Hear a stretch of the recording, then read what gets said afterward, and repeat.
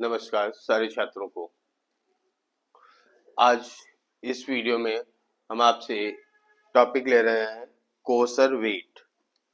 Evolution का एक topic है कोसर वेट। जब आपको ओरिजिन ऑफ लाइफ बताई गई थी तो बताया गया था कि पृथ्वी पे सबसे पहले जीवन की उत्पत्ति कैसे हुई या सेल जैसी संरचना का निर्माण कैसे हुआ। तो उसी में जो ओपेरिन हेलेडन की हाइपोथेसिस थी, तो उसी में ओपेरिन एंड सिडनी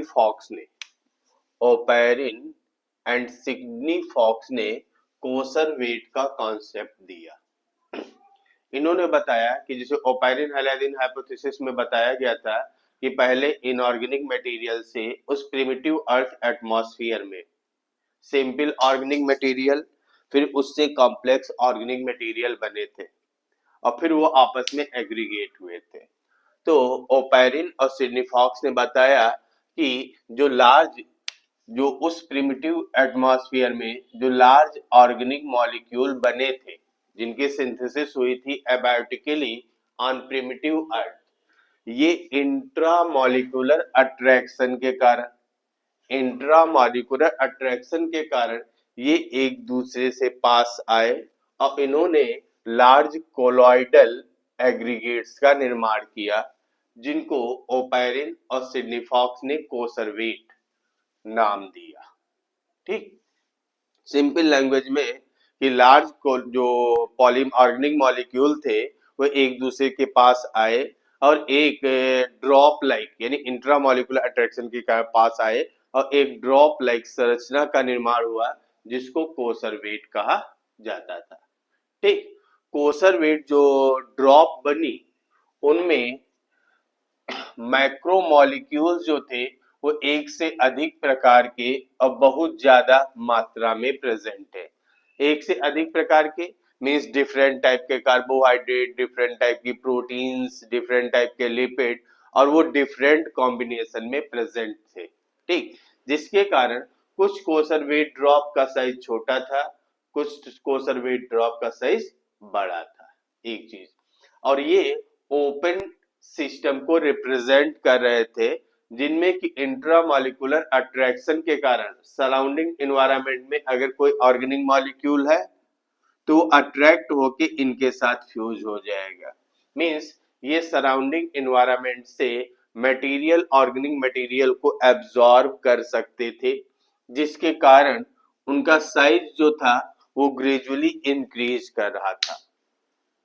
ठीक, अब इसमें दो छोटी ड्रॉप है तो वो आपस में फ्यूज होकर के बड़ी ड्रॉप बना देंगी। दो छोटी ड्रॉप आपस में फ्यूज होकर बड़ी बना देंगी। यह सराउंडिंग से मटेरियल को एब्जॉर्ब करेंगे, जिससे उनका साइज क्या होगा, बड़ा हो जाएगा। ज्यादातर जो कोसर वेट ड्रॉप बनी थी ये अनस्टेबल थी, मींस समय के साथ ये नष्ट हो जाती थी या आपस में फ्यूज होकर के बड़ी ड्रॉप का निर्माण करती थी। लेकिन कुछ ड्रॉप जो थी वो स्टेबल थी, और जो स्टेबल थी वो सॉल्यूशन में प्रिसिपिटेट कर रही थी। मींस यहाँ पे नेचुरल सिलेक्शन काम कर रहा है कि जिन कोसर वेट ड्रॉप में अच्छे कॉम्बिनेशन ऑफ मैक्रोमोलिक्यूल प्रेजेंट थे वो तो स्टेबल रही, और जिनमें खराब कॉम्बिनेशन अरेंज हुए वो समय के साथ नष्ट हो गई। ठीक, और जो स्टेबल थी वो प्रिसिपिटेट कर गई। अब क्या हुआ, ये बायोमोलिक्यूल को, ऑर्गेनिक मॉलिक्यूल को अट्रैक्ट कर रहे हैं। मींस क्या हुआ कि लिपिड मॉलिक्यूल अट्रैक्ट हुए और लिपिड मॉलिक्यूल ने इन मैक्रो मॉलिक्यूल के चारों तरफ ये इन ज्वाइंट हुए और एक सिंपल लिपिड मेम्ब्रेन, आपने प्लाज्मा मेम्ब्रेन में पढ़ा है कि लिपिड, प्रोटीन, कार्बोहाइड्रेट तीनों प्रेजेंट होती है। यहाँ पे क्या बताया गया कि लिपिड मॉलिक्यूल अरेंज हुए और उन्होंने क्या किया, कोसर वेट के चारों तरफ एक लेयर का निर्माण कर दिया। ठीक, मींस एक प्रिमिटिव सेल लाइक संरचना बन गई, मींस जो कि प्रोटो सेल मॉडल को रिप्रेजेंट कर रही है। सेल की भी बात हम करें तो सेल में बाहर प्लाज्मा मेम्ब्रेन होती है प्रोटीन, लिपिड, कार्बोहाइड्रेट की, अंदर क्या है, डिफरेंट ऑर्गेनेल होते हैं और उनकी मेम्ब्रेन भी ऑर्गेनिक मॉलिक्यूल की यानी प्रोटीन, लिपिड और कार्बोहाइड्रेट की बनी हुई होती है। अब इनमें से इनके अंदर जो मैक्रोमोलिक्यूल थे उनमें से कुछ प्रोटीन्स जो थी वो एंजाइम की तरह काम करने लगी। मीन्स सब में नहीं, कुछ में प्रोटीन एंजाइम की तरह काम की, जिसके कारण उनमें बायोकेमिकल रिएक्शन शुरू हो गई। और रिएक्शन के कारण क्या हुआ, एक ऑर्गेनिक मॉलिक्यूल दूसरे ऑर्गेनिक मॉलिक्यूल में कन्वर्ट होने लगा।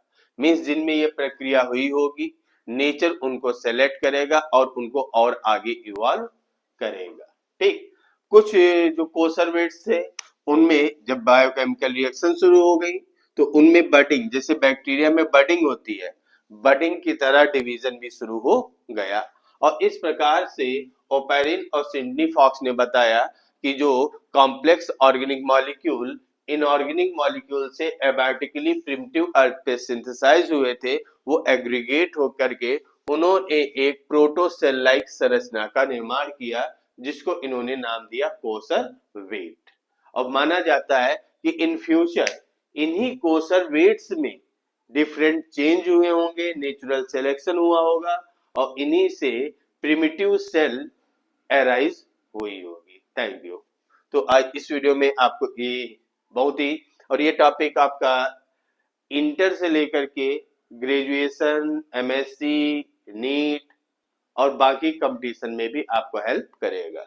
ठीक, आप लोग भी लाइक, सब्सक्राइब और कमेंट जरूर करिएगा। Thank you.